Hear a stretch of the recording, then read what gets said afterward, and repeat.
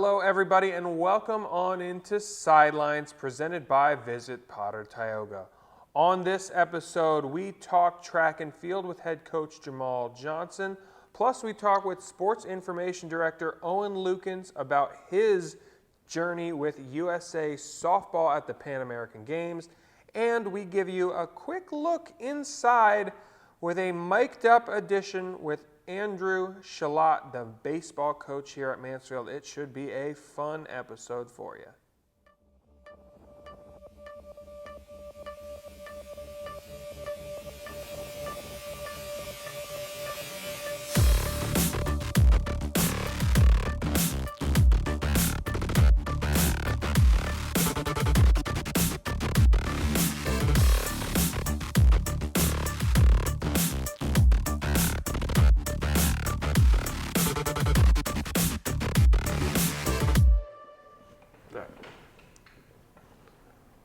Welcome back. Let's talk USA softball. As joining me at the desk is sports information director Owen Lukens, who had the opportunity to compete for Team USA at the Pan American Games.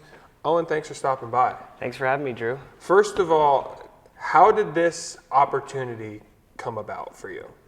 Well, long story short, I started playing men's fast pitch at the age of 16.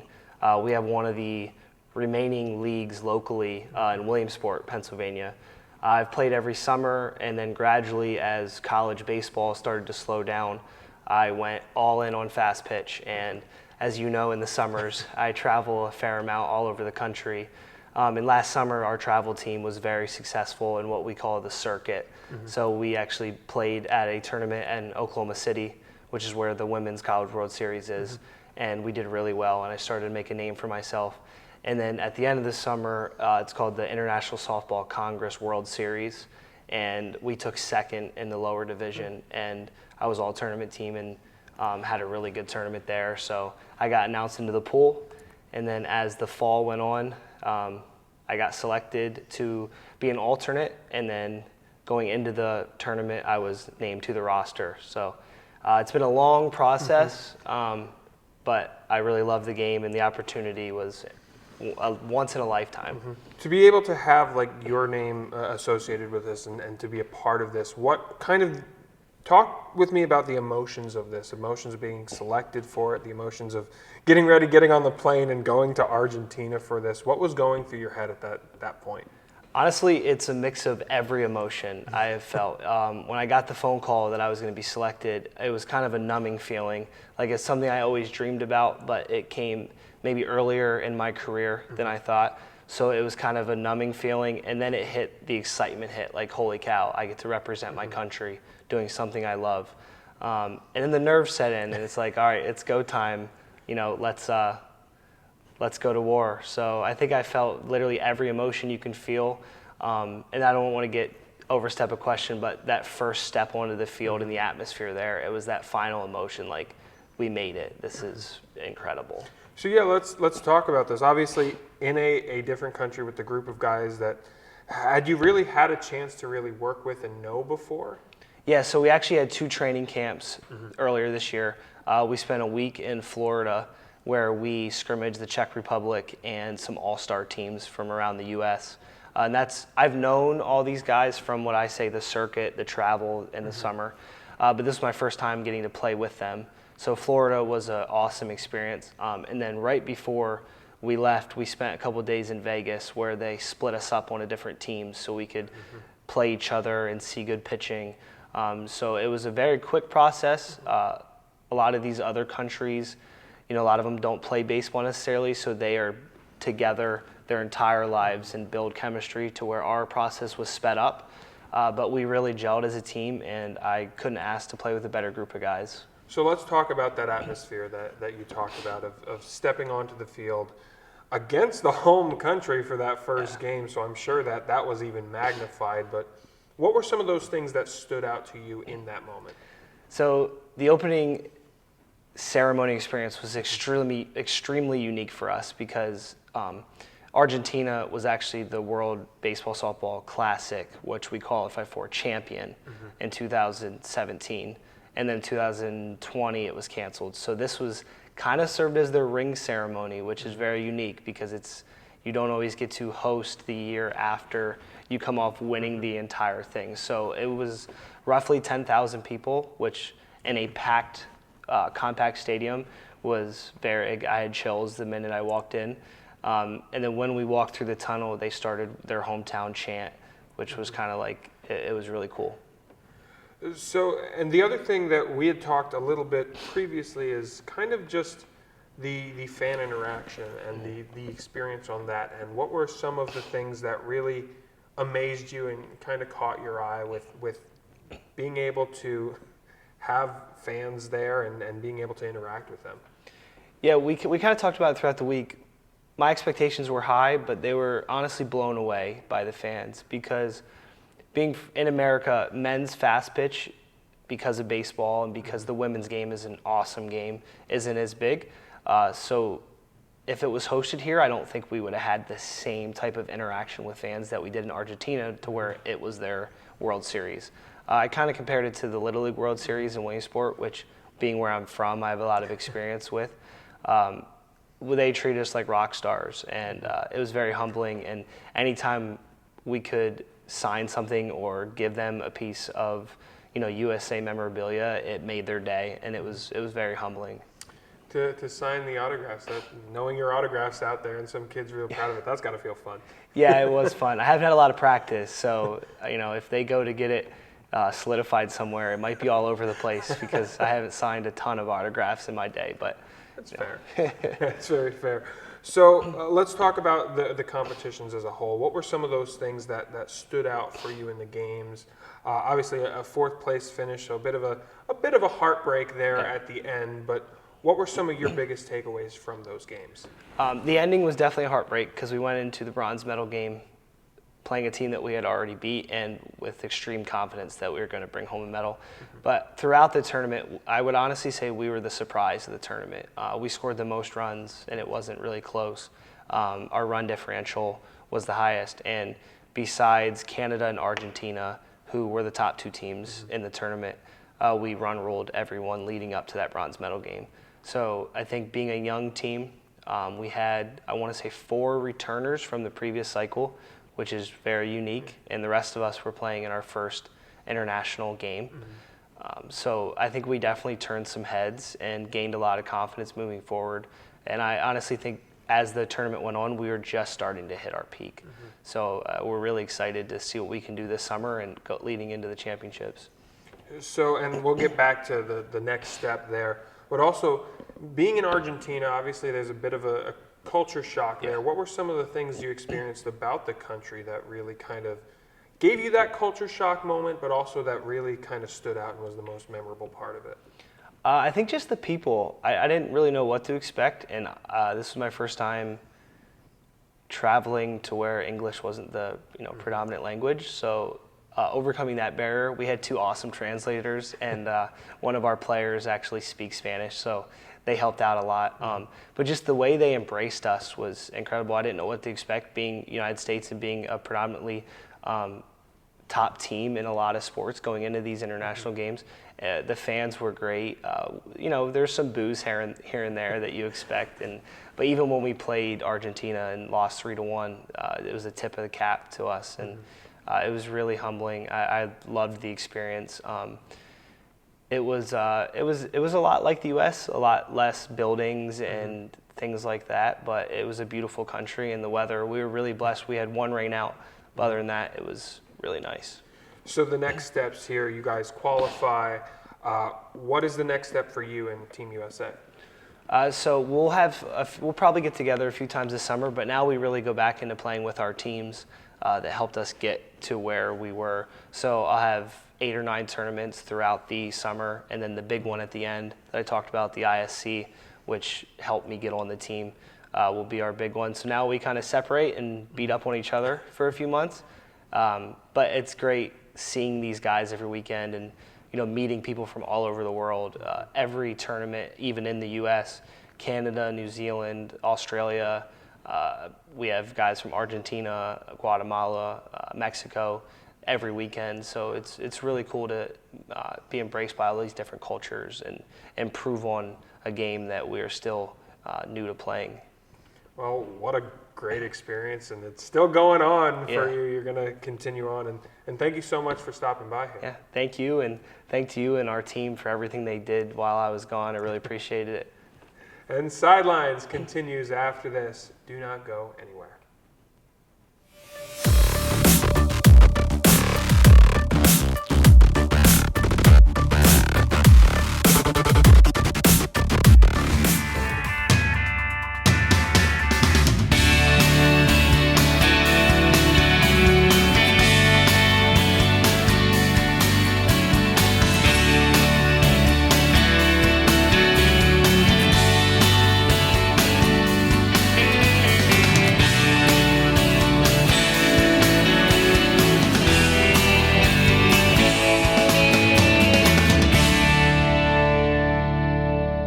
It's all part of Mother Nature's perfect blend, the keystone of the Keystone State. Visit Potter-Tioga, a 2-county scenic outdoor haven conveniently located, yet worlds apart. A place where you can kick back, unwind, and forget about the pressures of life. Disconnect and reconnect with your friends, family, or even yourself while surrounded by nature's beauty. So start planning your adventures today at visitpottertioga.com.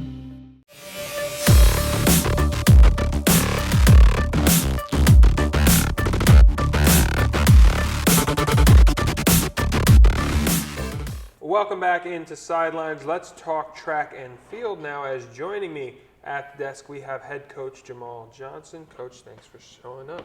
Absolutely. So let's talk this part of the season as we get closer to conferences. We have one more regular season meet to go. What are kind of the focuses for this next meet as we get closer to the big day, the big championship meet? As always, stay healthy.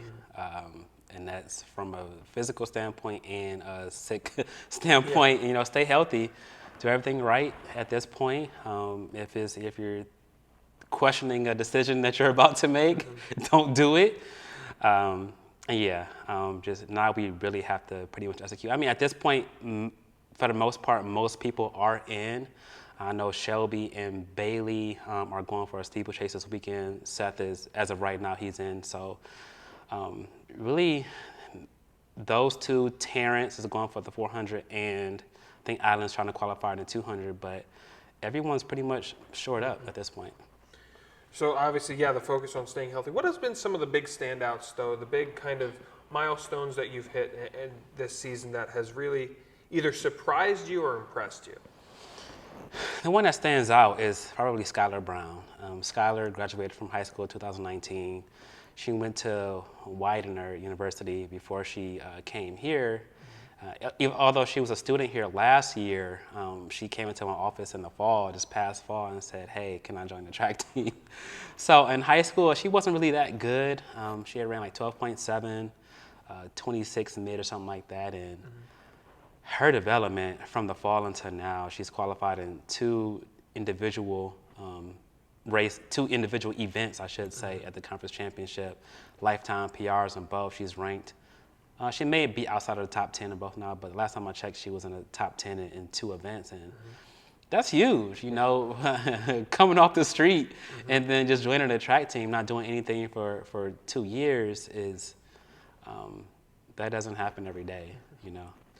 And of course, Skylar is part of that the relay teams that you're really looking forward to, and haven't had a very strong relay team in previous years, but to be able to have that group, all of whom are relatively young too, how much of a benefit is that to be able to enter in another event in a championship level, if that's where we're going to go with that, and have a group that can continue to develop together, continue to work together in that aspect? We'll see how it plays out years down the line, but now the group is really good, and they're really young, age-wise and just track and field-wise, I guess collegiately. It's just, we're still putting things together. And we just haven't run to our full potential yet. I don't even think they realize what their full potential can be. I mean, I know, but I don't like to share that with them. I don't like to share that with them, to be honest. But I don't think they've run to their full potential yet. And I think if we can put it together at the conference meet, we'll surprise a lot of people.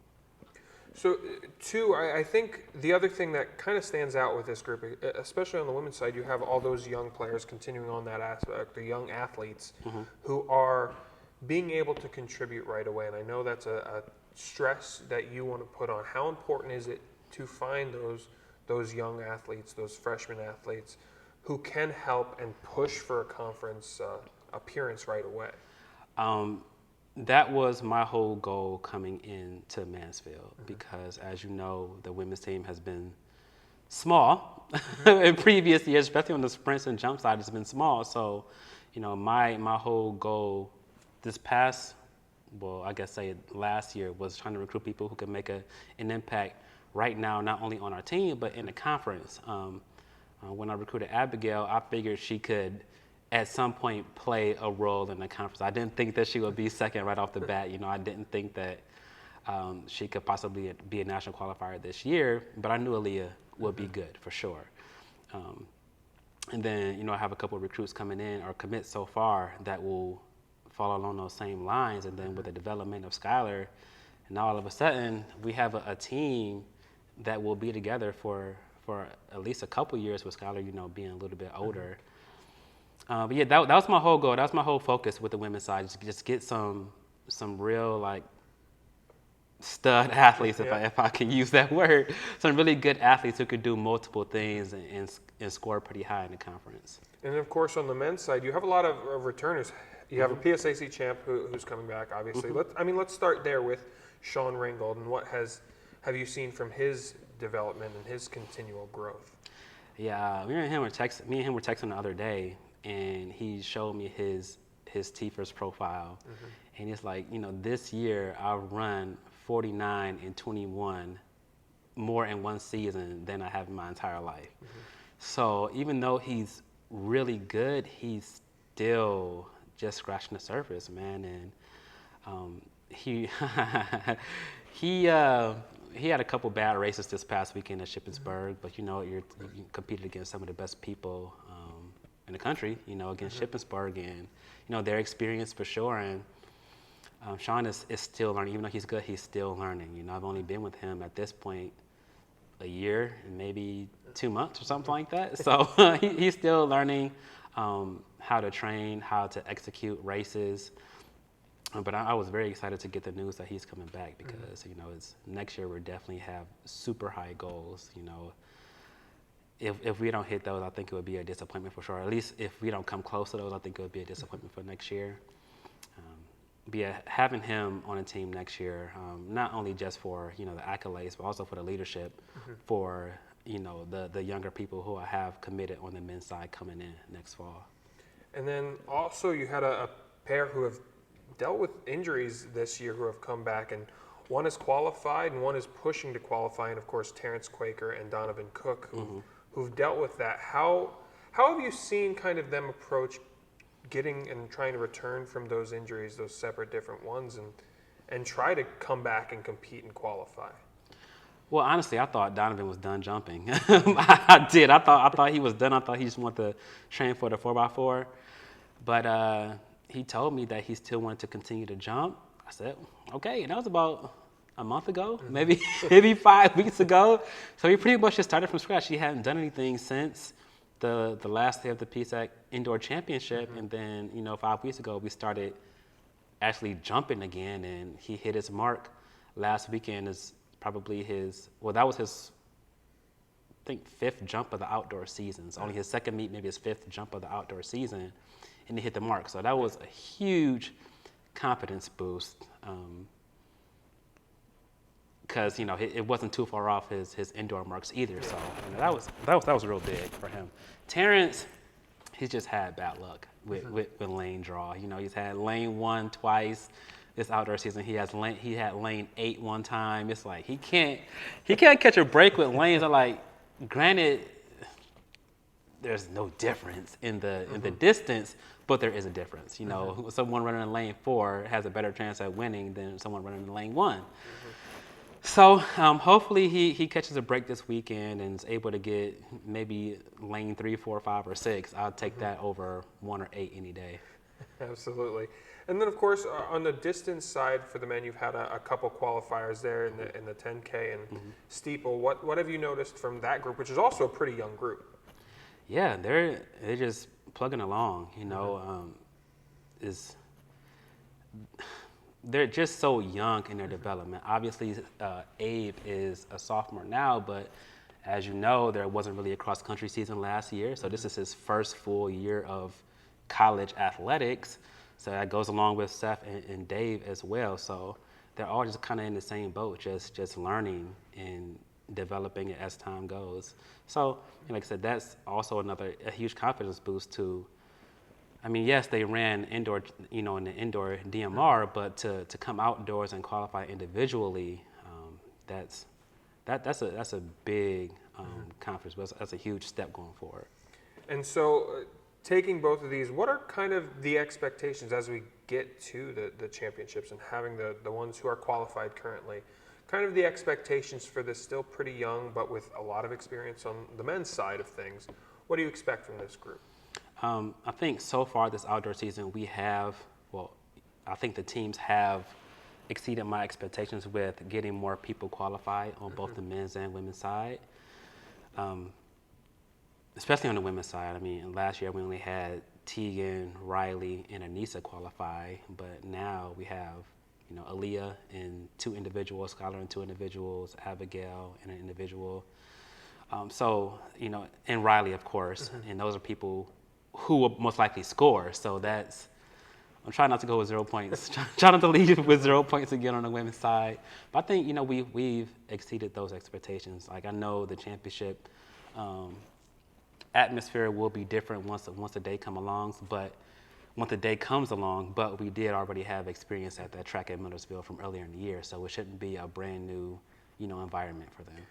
Does kind of the, I guess, not mindset, but the mental aspect of it, that it is a 3-day event there, how do you go about approaching and recovery, especially after that first day? If you qualify for the finals, you have to have that quick recovery time. What is kind of the focus is there, or how do you try to get your athletes to buy into that? Remind them that it's not a vacation. You know, after the first day, I mean, each day is all about business. You know, obviously the first day, you know, on Thursday you have just the 10K. So, you know, they'll have a day of recovery before Saturday if I don't know if they'll be able to run again, but Thursday for sure they'll just, you know, they'll just be done. Friday, you have the prelims of the 4x1, which all the sprinters will be doing, the prelims of the 100, prelims of the 200, prelims of the 400. So you have to just think of it as separate days. You can't think about the next day. You just have to take care of business on Friday. Because if you don't take care of business on Friday, you're not running Saturday. So you have to think of it that way and just remind them, hey, cool down, let's get some food, go to sleep. That's it. And try to tackle the next day once we get there. Well, it should be an exciting finish to the season. Coach, thank you so much for stopping by. Absolutely, thank you. And Sidelines continues after this. Do not go anywhere.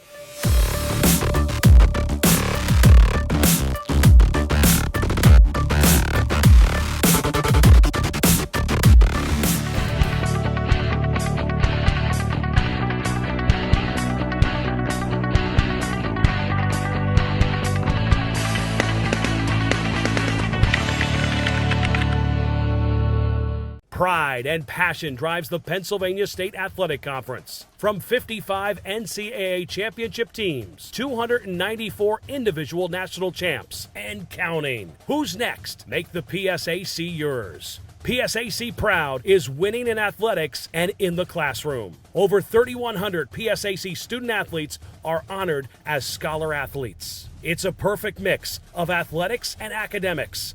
It's time to make the PSAC yours. A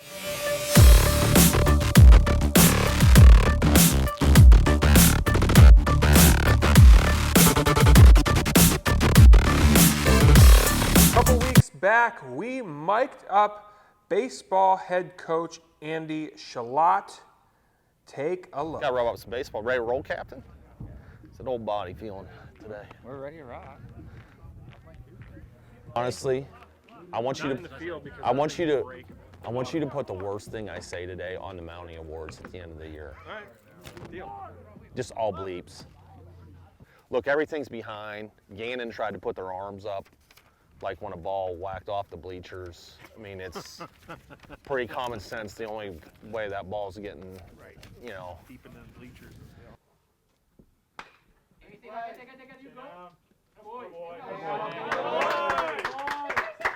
Hi, boy. Keep getting that early weak contact. You're all right, Ben.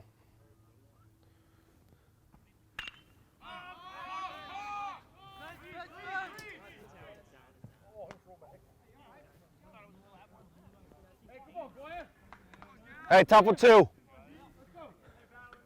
Short right behind you. Get here, get here.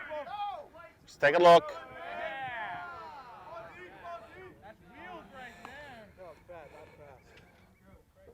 Now you got to score on that today. So, stay on your toes. Come on, D. But they got lefties, 1-2, might be a good spot for you to be ready for. Got it? Like, no, like Payne will go through, but like the next time they come up.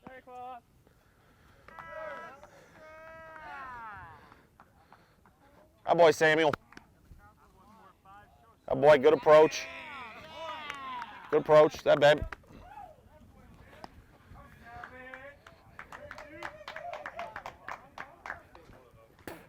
Pat, I got a new arm coming in. Oh, that's a good question.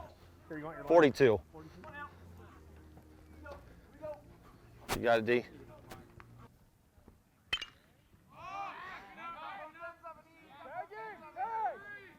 Hey, take a chance.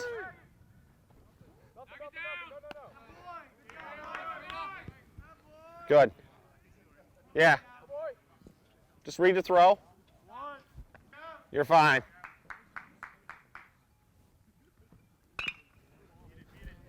Hey, come on. No, right here. Nobody here. Good. I thought I was going to kick it further away. It's all good. But there was nobody here, so we were good. Yeah. Must like that, though. If I like that, I probably would do it. Yeah, you're a host. Hey, breaking on a throw to second. He's deep here, so he's just got green light. He doesn't have anything.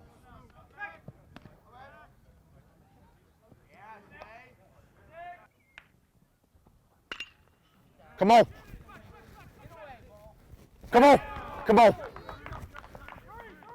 Hey, right there on the bag.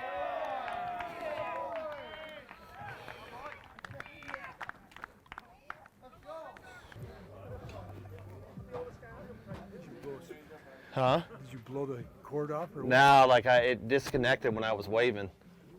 I knocked the whole thing off of me. Get here. Watch the throw. He's off. Whoa. Hey, can I?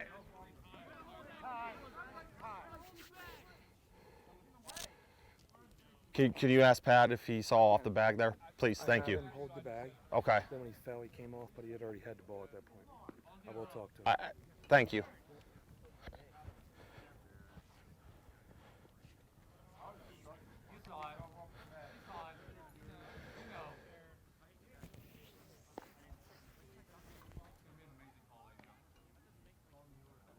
He's gonna call him out because of the stupid explanation he gave me.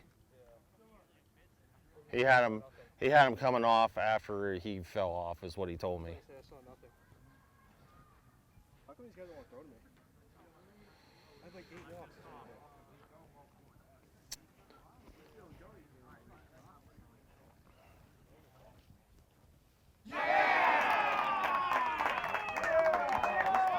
Oh, here we go. Here's some good cinematic theater for you. Attaboy, Pat. That's a Stick by your call, Pat. Tell him how wrong he is, Pat.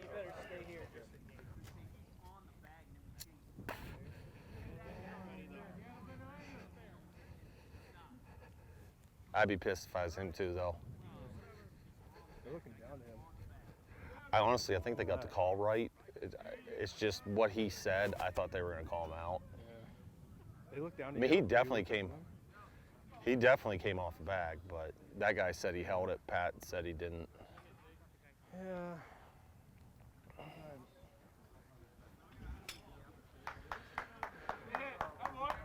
Hey, got nobody, freeze. Hey, freeze on line drive. Yep, come on, you're scoring. Get here, D. Get here, D. Right here. Oh boy, Josh. Yeah. Good boy, D. Good bunt, man. Gotcha, baby. Yep. Come on. You're scoring. Get here, House. Hey, watch the throw.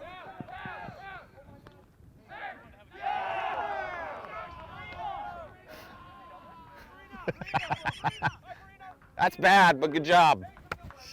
He literally almost got himself. Did you see it? Yeah.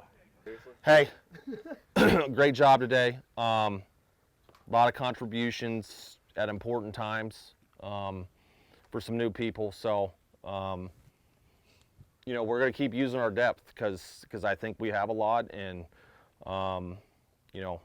we don't get too much time to enjoy it for the bus ride home, but we don't have too much time to enjoy it because we have a 7:30 departure time from Decker Gymnasium tomorrow to go Slippery Rock. So. Mounties on 3, 1, 2, 3. Mounties.